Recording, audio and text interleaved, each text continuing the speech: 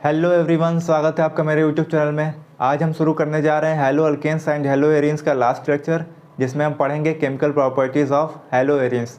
तो चलिए शुरू करते हैं। अगर हेलो एरीन्स की केमिकल प्रॉपर्टीज़ की बात करें तो हमें इसमें 3 प्रॉपर्टीज़ पढ़नी है। पहला है न्यूक्लियोफिलिक सब्स्टिट्यूशन रिएक्शन, दूसरा है इलेक्ट्रोफिलिक सब्स्टिट्यूशन रिएक्शन और तीसरा है रिएक्शन विथ मेटल्स। तो हेलो एरीन्स की केमिकल प्रॉपर्टीज़ पढ़ने से पहले हमें उसकी रिजोनेटिंग स्ट्रक्चर्स के बारे में जानना होगा। तो यहाँ पे बनाए गए हैं हेलो एरीन्स के रिजोनेटिंग स्ट्रक्चर्स। रिजोनेटिंग स्ट्रक्चर्स कैसे बनेंगे? हेलो एरीन्स क्या होता है? बेंजीन रिंग के साथ कोई हैलोजन जुड़ा हो, उसे ही कहेंगे हेलो एरीन्स। जब ये रिजोनेटिंग स्ट्रक्चर्स हो करते हैं तो होता क्या है, ये है हैलोजन। हैलोजन के पास 3 लोन पेयर होते हैं। कोई भी हैलोजन होगा उसके पास 3 लोन पेयर्स होंगे। तो हैलोजन करता क्या है, अपने एक लोन पेयर को यहाँ बॉन्ड की तरफ शिफ्ट कर देता है और ये जो बॉन्ड है ये चला आता है इस कार्बन पे। इससे होगा क्या, जब लोन पेयर हैलोजन और कार्बन के बीच में आया तो क्या किया, एक बॉन्ड फॉर्म कर लिया। और जब इन 2 कार्बन के बीच का बॉन्ड इस कार्बन पे आया तो उस कार्बन पे क्या आएगा, माइनस चार्ज आएगा। हैलोजन से इलेक्ट्रॉन गए इसलिए हैलोजन पे क्या आएगा, प्लस आएगा। उसके बाद क्या होगा, ये जो माइनस चार्ज है ये शिफ्ट करेगा इन 2 कार्बन के बीच और ये जो बॉन्ड है वो शिफ्ट करेगा इस कार्बन पे। इससे क्या होगा, निगेटिव चार्ज इन 2 कार्बन के बीच में आएगा तो क्या बना लेगा, एक बॉन्ड बना लेगा। और जब ये बॉन्ड ब्रेक होकर इस कार्बन पे जाएगा तो उस कार्बन पे क्या आएगा, माइनस चार्ज आएगा। फिर उसके बाद क्या होगा, ये माइनस चार्ज शिफ्ट करेगा इन 2 कार्बन के बीच और ये बॉन्ड चला जाएगा इस कार्बन के पास। ये माइनस चार्ज इन 2 कार्बन के बीच में आया तो क्या बना लिया, एक बॉन्ड बना लिया। और ये बॉन्ड जब कार्बन के पास गया तो कार्बन पे क्या आया, माइनस चार्ज आया। उसके बाद फिर ये इलेक्ट्रॉन कहाँ मूव करेगा, इन 2 कार्बन के बीच, और ये जो बॉन्ड बना हुआ था ये वापस चला जाएगा हैलोजन के पास। तो होगा क्या, नेगेटिव चार्ज यहाँ पे आया तो क्या बन गया, एक बॉन्ड बन गया। और जब डबल बॉन्ड हैलोजन की तरफ शिफ्ट हुआ तो ये सिंगल में कन्वर्ट हो गया और हैलोजन का जो प्लस चार्ज है वो खत्म हो गया। इस तरीके से hello arenes resonating structure show करते हैं और हमें क्या मिलता है, एक रिजोनेंस हाइब्रिड। यानी उस हेलो एरीन का जो एक्चुअल स्ट्रक्चर है वो ऐसा ही होता है। अगर हम रिजोनेटिंग स्ट्रक्चर्स पे ध्यान दें तो हेलो एरीन्स में जो हैलोजन है उसके ऊपर कहीं पे पॉजिटिव आ रहा है। अगर पॉजिटिव आ रहा है तो इसीलिए उस हैलोजन के पास लिखा गया है पार्शियल प्लस, यानी उस हैलोजन पे हमेशा पार्शियली प्लस चार्ज प्रेजेंट रहता है। इस स्ट्रक्चर में कहीं सिंगल बॉन्ड है, कहीं डबल बॉन्ड है, इसीलिए यहाँ पे दिखाया गया है partial double bond. Resonating structures में हेलो एरीन्स के आर्थो और पैरा पोजिशंस पे निगेटिव चार्ज आ रहा है। उसी चीज़ को दिखाया गया है पार्शियल माइनस से। आर्थो पोजिशन पे और पैरा पोजिशन पे क्या है, पार्शियल माइनस है। तो अब बात कर लेते हैं न्यूक्लियोफिलिक सब्स्टिट्यूशन रिएक्शंस की। ऐसा रिएक्शन जिसमें कोई न्यूक्लियोफाइल हेलो एरीन के किसी एटम को हटाकर उसकी जगह पर खुद चला जाए, उसे रिएक्शन को कहेंगे न्यूक्लियोफिलिक सब्स्टिट्यूशन रिएक्शन। तो normally hello arenes nucleophilic substitution reactions जल्दी नहीं देते हैं। उसके पीछे 3 रीज़न हैं। सबसे पहले रीजन को समझते हैं। अगर हेलो एरीन्स के रिजोनेंस हाइब्रिड पे ध्यान दिया जाए तो इस हैलोजन और कार्बन के बीच में क्या है, double bond. Nucleophilic substitution reaction हो रहा है, इसका मतलब यहाँ पे होगा क्या, न्यूक्लियोफाइल हैलोजन को रिप्लेस करेगा।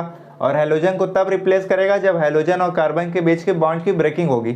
लेकिन यहाँ पे चूंकि पार्शियल डबल बॉन्ड कैरेक्टर आ गया है और डबल बॉन्ड को ब्रेक करना मुश्किल होता है, इसीलिए न्यूक्लियोफाइल आसानी से इसके ऊपर अटैक नहीं कर पाता और न्यूक्लियोफिलिक सब्स्टिट्यूशन रिएक्शन जल्दी नहीं होती हैं। दूसरा रीज़न क्या होता है कि हेलो एरीन्स में जो कार्बन है उस कार्बन का हाइब्रिडाइजेशन होता है sp2। हेलो एरीन्स में हैलोजन जिस कार्बन के साथ जुड़ा है उसकी हाइब्रिडाइजेशन है sp2। और आप जानते हैं sp2 हाइब्रिडाइज्ड कार्बन की इलेक्ट्रोनेगेटिविटी हाई होती है। इलेक्ट्रोनेगेटिविटी हाई है तो कार्बन और हैलोजन के बीच का जो बॉन्ड होगा वो काफ़ी मजबूत होगा, जिसे ब्रेक करने के लिए ज़्यादा एनर्जी देनी पड़ेगी और न्यूक्लियोफाइल हैलोजन को आसानी से रिप्लेस नहीं कर पाएगा। तीसरा रीज़न ये होता है कि अगर बेंजीन रिंग पे ध्यान दिया जाए तो बेंजीन रिंग में आर्थो और पैरा पोजीशन पे पार्शियल माइनस है, यानी पूरा का पूरा बेंजीन रिंग इलेक्ट्रॉन डेंस है। और आप जानते हैं न्यूक्लियोफाइल भी क्या होते हैं, इलेक्ट्रॉन डेंस होते हैं। उनके पास भी नेगेटिव चार्ज या फिर हाई अमाउंट में इलेक्ट्रॉन डेंसिटी होती है। तो अगर बेंजीन रिंग में इलेक्ट्रॉन डेंसिटी हाई है तो वो क्या करेगा, न्यूक्लियोफाइल को रिपेल करेगा, और रिपेल करेगा तो न्यूक्लियोफिलिक सब्स्टिट्यूशन रिएक्शन आसानी से नहीं होती है। तो normally hello arenes nucleophilic substitution reactions के लिए लेस रिएक्टिव होते हैं, जिसके पीछे 3 रीजंस हैं।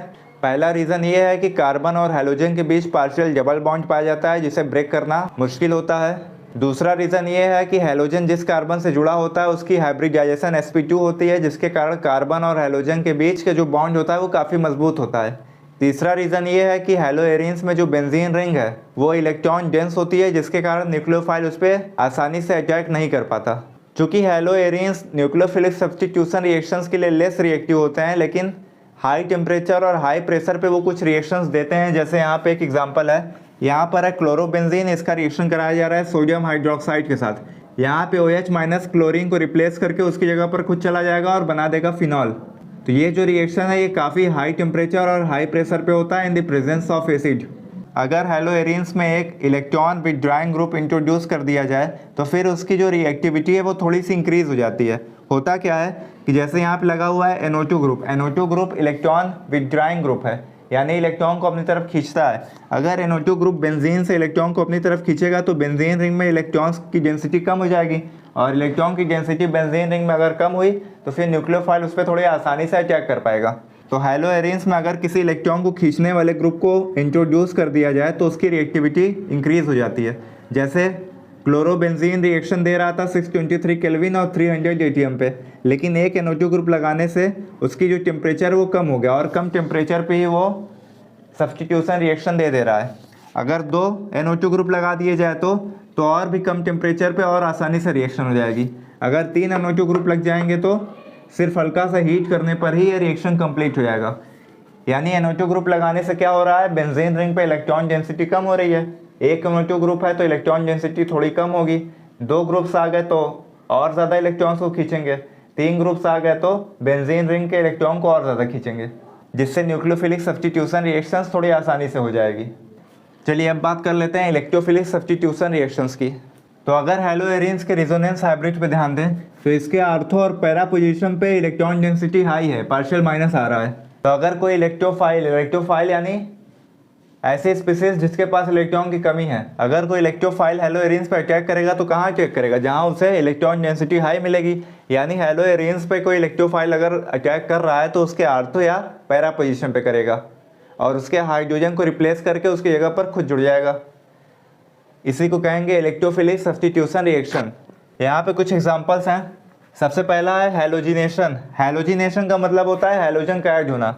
यहाँ पर है क्लोरोबेंजीन के साथ अगर हैलोजन ऐड किया जाता है in the presence of aluminium chloride, यहाँ पे क्लोरीन के ऊपर पॉजिटिव चार्ज आता है और यही इलेक्ट्रोफाइल कवर करता है। इलेक्ट्रोफाइल क्या करेगा, आर्थो पोजीशन या फिर पैरा पोजीशन के हाइड्रोजन को रिप्लेस करके उसकी जगह पर खुद जुड़ जाएगा।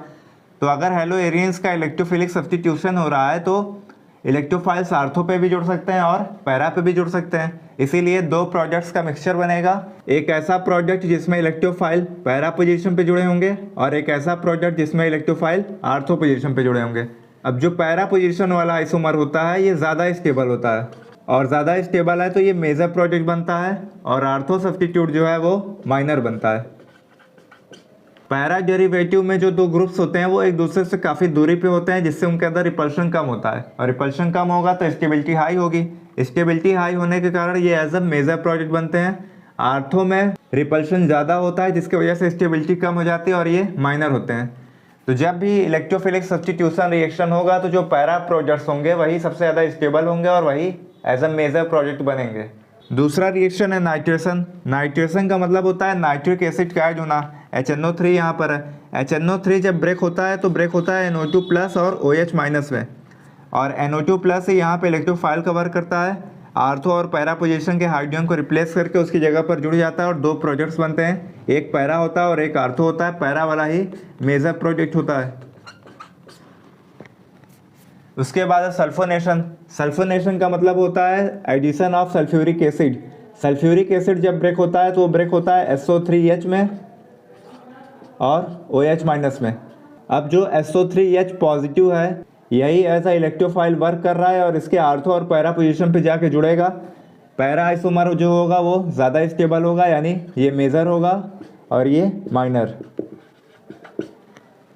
उसके बाद है फ्रीडल क्राफ्ट अल्काइलेशन। अल्काइलेशन का मतलब होता है अल्किल ग्रुप्स का जुड़ना। तो अब यहाँ पे क्लोरोबेंजीन का रिएक्शन CH3Cl से कराएंगे तो CH3 positive as a electrophile work करेगा और इसके आर्थो और पैरा पोजीशन पे जाके जुड़ेगा। पैरा आइसोमर जो है वो ज़्यादा स्टेबल होगा, यानी ये क्या होगा, मेजर प्रोडक्ट होगा। उसके बाद है Friedel Crafts acylation. Acyl group का जुड़ना ही कहलाता है एसाइलेशन। CH3CO ग्रुप को कहते हैं एसिल ग्रुप और यही आपका इलेक्ट्रोफाइल की तरह वर्क करता है। ये अटैक करेगा इसके आर्थो और पैरा पोजीशन पे और पैरा पोजीशन वाला जो प्रोडक्ट होगा वही मेजर होगा। यानी जब भी हैलो एरियंस पे कोई इलेक्ट्रोफाइल अटैक करेगा तो वो उसके आर्थो और पैरा पोजीशन पे जाकर ही जुड़ेगा। अब बात कर लेते हैं तीसरी प्रॉपर्टी की, जो है रिएक्शन विथ मेटल्स। यहाँ पे आपको दो रिएक्शंस पढ़ने हैं, पहला है फिटिग रिएक्शन और दूसरा है वोर्ट्स फिटिग रिएक्शन। फिटिग रिएक्शन में क्या होता है, यहाँ पर है क्लोरोबेंजीन, क्लोरोबेंजीन सोडियम के साथ रिएक्शन कर रहा है और हमें प्रोडक्ट दे रहा है। यहाँ पे हो क्या रहा है, बेंजीन और क्लोरीन के बीच का जो बॉन्ड है वो ब्रेक होता है, दो बेंजीन रिंग आपस में जुड़ते हैं, दो बेंजीन रिंग आपस में जब जुड़ेंगे तो ये एक प्रोडक्ट बनेगा जिसे कहा जाता है डाईफेनिल। डाईफेनिल, दो फेनिल ग्रुप आपस में जुड़ के बना रहे हैं डाईफेनिल, और यहाँ पे जो क्लोरीन निकला है वो क्लोरीन सोडियम के साथ रिएक्शन करके NaCl के फॉर्म में निकल जा रहा है। इसी रिएक्शन को कहा जाता है फिटिग रिएक्शन। दूसरा है वुड्स फिटिग रिएक्शन। वुड्स फिटिग रिएक्शन में क्या होता है, हैलो एरीन का हैलोजन निकल जाता है और हैलो अल्केन का अल्किल ग्रुप आके बेंजीन से जुड़ जाता है। यहाँ पे क्या हुआ है, क्लोरीन बाहर निकला है और CH3 ग्रुप आके इसके साथ जुड़ गया है। हमें यहाँ पे एक प्रोडक्ट मिल गया जिसे कहते हैं टोलुइन। और हैलो एरीन का हैलोजन और हैलो अल्केन का हैलोजन दोनों सोडियम के साथ रिएक्शन करके क्या बना लेते हैं, NaCl। इसी रिएक्शन को कहा जाता है वुड्स फिटिग रिएक्शन। अब इसके बाद है आपका पॉली हैलोजन कंपाउंड, जो आप अपने से भी पढ़ सकते हैं। तो आज के लेक्चर में इतना ही। अगर आपको वीडियो पसंद आई हो तो मेरे चैनल को सब्सक्राइब कर लीजिए।